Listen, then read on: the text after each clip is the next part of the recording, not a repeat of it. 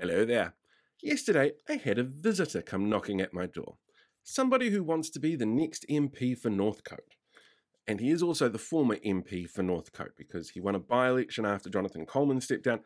Long, complicated story. Let me just start off by saying I have a great deal of respect for any politician who goes door knocking. It can be really daunting. You don't know what you're going to get, you don't know who you're going to come across, and you don't know what you're going to have to deal with. You have to think on the fly and really know your policy points to be able to do this effectively. And I think that in itself takes a fair bit of effort.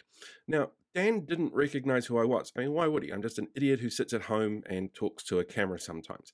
So it gave me an opportunity to ask him questions as a voter, not as somebody talking to a politician in an interview process. And it means that the answers I got were a little bit different to what I would normally get if I was actually conducting an interview.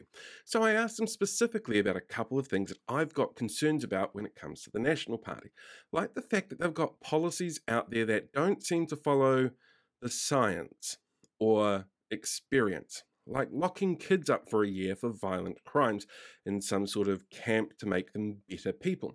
We've done this in the past and it's failed miserably because there's no support structures when they leave. And as Dan pointed out, there's a program that's just over the river, or over the harbour at Whenuapai, River Hamilton mindset, in Whenuapai, where kids come in and they get basically trained by the military people, and the kids themselves seem to really enjoy it. And it's when they go back out into public that they start reoffending. That's fairly clearly obvious. There were huge reoffending rates the last times that we did this. But there was no answer from Dan about how we make that transition from those kids in this program to those kids still getting that kind of support once they leave. It was just that the program was really good. I'm not saying the program's not good, but I want those kids to do better for themselves when they get out of that program. And there was nothing there about that support structure that's going to be needed in place, or what the National Party were looking at to make sure that support structure was in place. Then I pointed out to him I've got some serious concerns about his leader after the last weekend. As you know, Chris Luxon at a meeting just around the corner from here decided to flip-flop on the housing accord that National and Labour had worked on. What's to stop him from flip-flopping on other things as well, like issues around abortion rights or issues around LGBTQ communities? And the response I got was a little bit surprising. He turns around and says to me, "No, he's an outlier. The leader of the party is an outlier. We wouldn't allow that to happen." I mean, first of all, is he? Is he an outlier?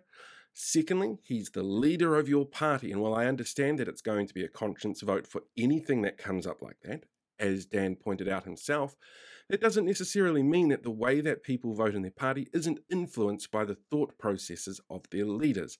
And a conscience vote is something that they should be able to vote for by themselves in their own mind. But is he an outlier? Really? So I was genuinely impressed that he was able to answer the questions like that, and a little bit scared by the fact that, in some respects, their leader, their party leader, is considered an outlier that the rest of the party has to keep quiet on certain issues.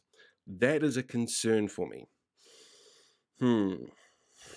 That's one of the reasons why I think it's really important, if you get a chance, to go and actually meet the people that are running in your local electorate, or the party leaders that want to represent you in Parliament.